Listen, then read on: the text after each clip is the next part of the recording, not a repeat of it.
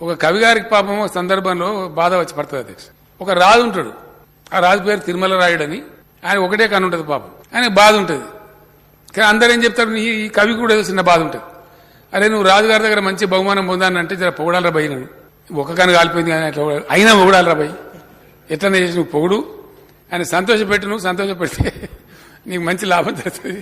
అప్పుడు ఆయన మజబూరిగా పాపం ఏం చేయాలి, ఆయనకు అవసరం ఉంది కాబట్టి ఇష్టం మనసులో లేకపోయినా చెప్తాడు, అన్నాతి గూడి హరుడవు, అన్నాతిని గూడనప్పుడు అసుర గురుండవు, అన్నా తిరుమల రాయ కన్నొక్కడే లేదు గాని కౌరవపతివే.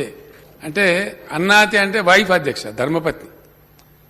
మీ యొక్క భార్యతో ఉన్నప్పుడు నువ్వు తక్కువ మనిషి వారు మనకేం తక్కువ, నీకు ఒక కన్నా ఎందుకు రద్దు పడతావు, నువ్వు ఒకటి ఉంటున్నది కానీ నీ భార్యతో కూర్చున్నప్పుడు నువ్వు హరుడవు అంటే శివునికి 3 కళ్ళు అవుతున్నాయి, మీ ఆమె 2 నీది ఒకటి కలిస్తే 3 కళ్ళు.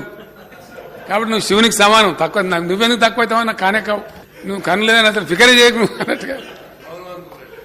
అన్నాతి గూడి హరుడు అంటే నీ భార్య నువ్వు ఉన్నప్పుడు ఆమె 2 నీది ఒకటి కలిస్తే 3 కలిస్తే శివుని నువ్వు. అన్నాతిని గూడన్నప్పుడు అసుర గురుండవు. అసురులు అంటే రాక్షసులు అధ్యక్ష, వాళ్ళకి ఫేమస్ గురువు ఉంటాడు శుక్రాచార్యుడు అని చెప్పి. ఆయన చాలా ఫేమస్, టెర్రర్, భయపడతారు అందరు. ఇక్కడ గురువే రాక్షసులకు కాబట్టి ఆయన కన్ను తెరిస్తే బాగుండదని ఆ శుక్రాచార్యుడితో కూడా పంచాయతీ పెట్టుకోరు.